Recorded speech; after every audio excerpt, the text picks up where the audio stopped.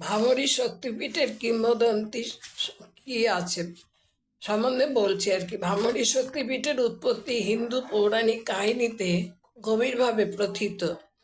প্রাচীন গ্রন্থ অনুসারে ভগবান শিবের প্রথম স্ত্রী দেবী সতী তার পিতা দক্ষের যজ্ঞের অগ্নিতে আত্মহনন করেছিলেন। শোক ও ক্রোধে কাতর হয়ে ভগবান শিব তার প্রাণহীন দেহ বহন করেছিলেন এবং মহাজাগতিক ধ্বংসের নৃত্য তাণ্ডব করেছিলেন।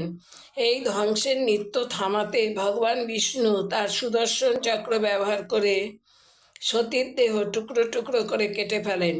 ওই দেহের অংশগুলো যেখানে পড়েছিল সেগুলি শক্তিপীঠ নামে পরিচিতি লাভ করে। ভামরী শক্তিপীঠে কথিত আছে যে সতীর বাম পা পৃথিবীকে স্পর্শ করেছিল, ভূমিকে পবিত্র করেছিল এবং এটিকে ঐশ্বরিক শক্তিতে পরিপূর্ণ করেছিল। ভামরী শক্তিপীঠ দেবীর ভক্তদের কাছে অত্যন্ত গুরুত্বপূর্ণ। এখানে দেবীকে ভামরী দেবী হিসাবে পূজা করা হয়, যিনি দেবী দুর্গার অবতার। ভামরী নামটি সংস্কৃত শব্দ ভ্রমর থেকে এসেছে, যার অর্থ একটি বৃহৎ মৌমাছি। দেবীর এই রূপটি মৌমাছির সাথে সম্পর্কিত। বিশ্বাস করা হয় যে তিনি নেতিবাচক শক্তি এবং অশুভ শক্তি ধ্বংস করার ক্ষমতা রাখেন।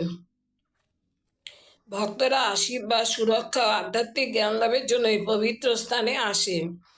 নবরাত্রির সময় মন্দিরটি বিশেষভাবে ভিড় হয়।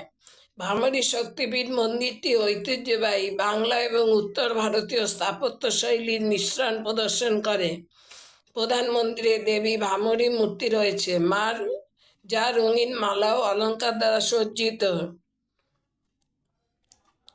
আপনারা বিমানপথে যেতে পারেন। বাগডোগরা আন্তর্জাতিক বিমানবন্দর থেকে 70 কিলোমিটার দূরে এটি।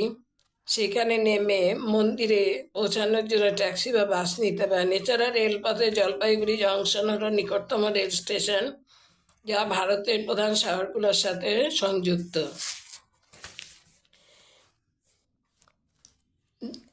মন্দির দেখার জন্য সেরা সময়, যদিও ভামরী শক্তিপীঠ সারা বছর খোলা থাকে, তবুও পরিদর্শনের সেরা সময় হচ্ছে অক্টোবর থেকে মার্চ মাস।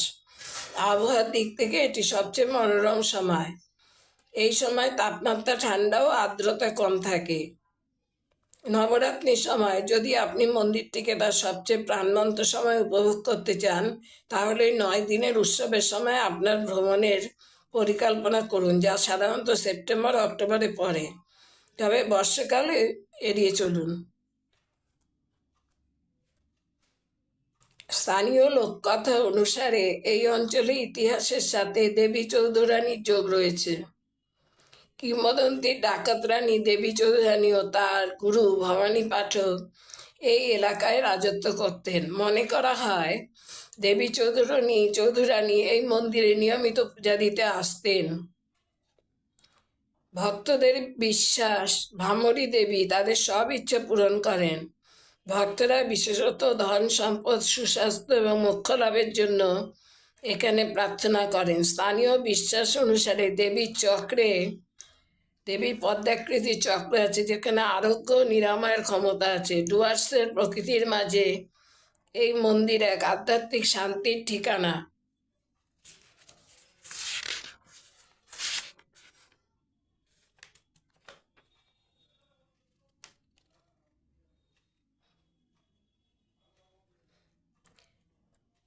আজ এই পর্যন্ত।